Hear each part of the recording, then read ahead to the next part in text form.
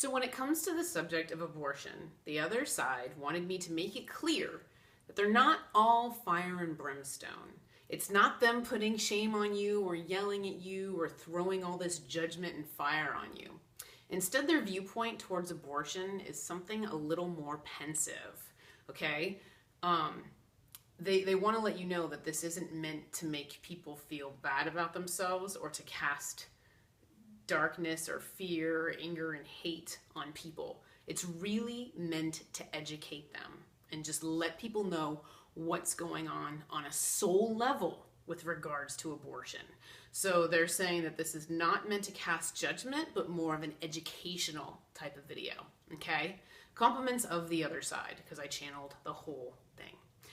All right, first of all, what's going on a soul level when you have the free will decision to have an abortion is the baby soul goes back into the ether. That's it. You haven't put an end to that soul still exists, but that soul has gone back to the divine source of love, also known as the angelic realm. So that is what happened to your baby soul. Back to the angelic realm to incarnate into a different situation, okay? So one of the things the other side said is that abortion is the direct result of a free will decision that was that came from negative conclusions, because apparently when we become pregnant, we all automatically become psychic. And we imagine the future with this child, okay? So we sit here and we draw these negative conclusions. Sleepless nights, a pull on our income, a pull on our freedom. We're going to be miserable, changing diapers, smelling poop.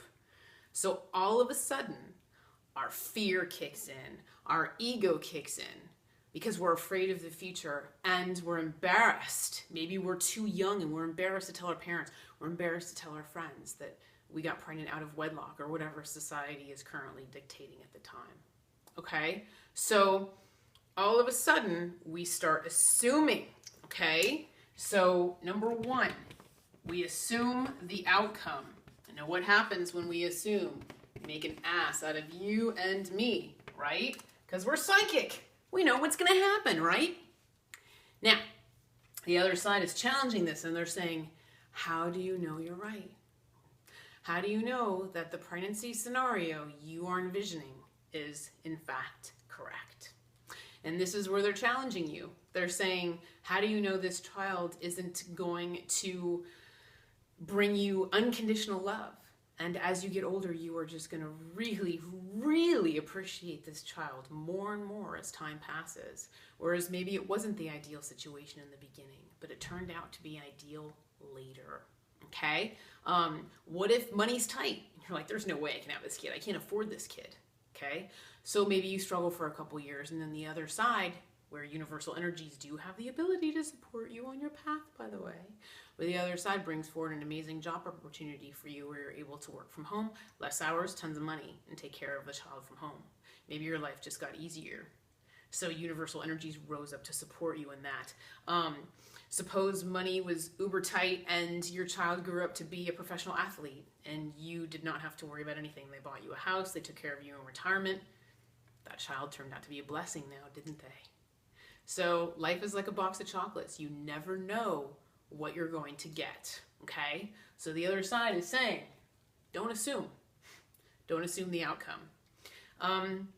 Okay, now, secondly, your soul is here to learn lessons and to evolve and to grow. And in order for your soul to do that, you have to overcome challenges, pain, hurtful circumstances. When that mud gets thrown at your windshield, you got to wipe it off.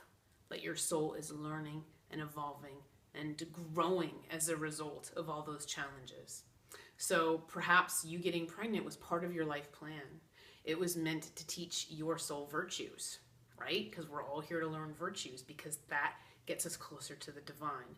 The more virtues our soul learns, the closer we are to the divine. That is the purpose of life. That is the reason why we're here, okay? So part of your life plan is to learn patience, kindness, unconditional love, selflessness, what have you, from having this child. Well, guess what you just did? You just altered your life plan. Now, how did you do that? Because you just got rid of the event that was going to teach you all these virtues. So now the other side is scrambling to figure out a new way for you to learn patience, unconditional love, kindness, selflessness. They got to figure out what they're going to do instead of this baby. And they're showing me Elizabeth Hurley and Brendan Fraser in Bedazzled, where Brendan Fraser kept asking for these different wishes, and there was something screwed up about each scenario where it just got worse and worse and worse, where I think at the end of the movie, like, he should have just gone with the first scenario or something like that. But that's what they're saying, is we have to alter your life plan, and you might not like the alternative. Right? You might be like, give me the baby. I'd rather learn patience this way than having, an annoying coworker or whatever they end up bringing onto your path instead. Okay. And then number 3, there are karmic ramifications for your free will decision. And again, they're coming from a place of love, not judgment, but they are showing me an image of the review board. People sitting there with clipboards and glasses and pens writing down what your own individual circumstances are surrounding this abortion, surrounding this free will decision that you made. Was somebody else's will imposed on you? Were you way too young and your parents said you're getting an abortion, you're going to like it? Was it technically like not even your decision at the end of the day? Was somebody's free will imposed on you? Was it rape? They're going to take that into consideration, obviously, when you go up in front of the review board. They're going to look at your situation from 360 degrees and analyze every single detail as far as what the karmic considerations were for this. So they're saying in this situation, it's just not black and white, okay? Some karmic ramifications are just the life path that results later, like I described previously with you altering your life plan, where you would have rather had a baby. Again, hindsight is 20/20. Maybe you realize later, having a child would have been a lot nicer. Now I'm very lonely. Maybe you pay for in karma just by being really lonely. It ended up hurting you as opposed to helping you long term. Okay, now another thing is, how is this viewed? Okay, what is the other side's viewpoint of abortion, just in general terms? They are saying that you are playing God, okay? This is channeled from them. So they view it as we're playing God and we are manipulating the system because we can, because we are able. And so what they're saying is this is technically an abuse of power, is what they're saying. You are taking advantage of science. You're giving people a choice and they are going to weigh their options. They are going to use that choice. But we are worried about taking that choice away because we also don't want any back alley abortions to occur either. We don't want people taking their own health into their hands either. But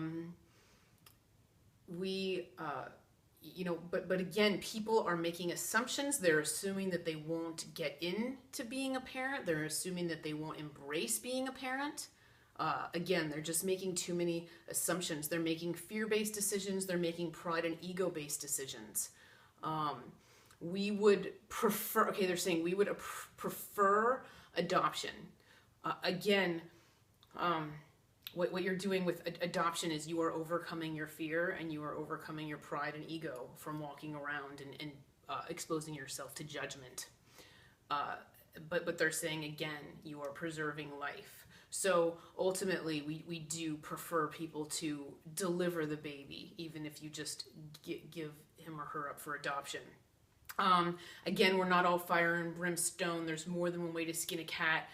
We're not happy about it because you're altering your life plan. You're taking things into your own hands. We all have free will, so please just consider all options before you make your decision. I'm kind of reading this right now because it's all whatever. We are not coming from an angry or hateful standpoint. We are just worried about you altering your life plan all by yourself. Did you ever wonder why maybe you got preggers and your friend didn't? Oftentimes this is coming onto your path for soul's growth as some sort of test. What are you going to do? Are you going to go left? Are you going to go right? So we just want you to take all things into consideration. Again, I know this video is really convoluted. Sorry, I knew it was going to be convoluted when I started it, but I at least just wanted to present all the information to you and let you know that this was a little more educational, a little more of an FYI, as opposed to the other side really putting their foot down. They're just not putting their foot down. They're saying this is this and this is this, and it's really squirrely and really all over the place. So I'm hoping I didn't confuse you more. But that's pretty much what the angelic realm had to say about the subject. In the end, you do have free will. They're not going to take your free will away from you, but simply encourage you to follow your heart and soul and what you yourself feel is the best thing to do in the end. Okay? But what they do want you to do is try to make your decisions based in love as opposed to fear. So while you are weighing your options, they want you to try to sit quietly and come from a place of love. Okay? Because love makes the world go round. And in the meantime, take care and be well. Thank you.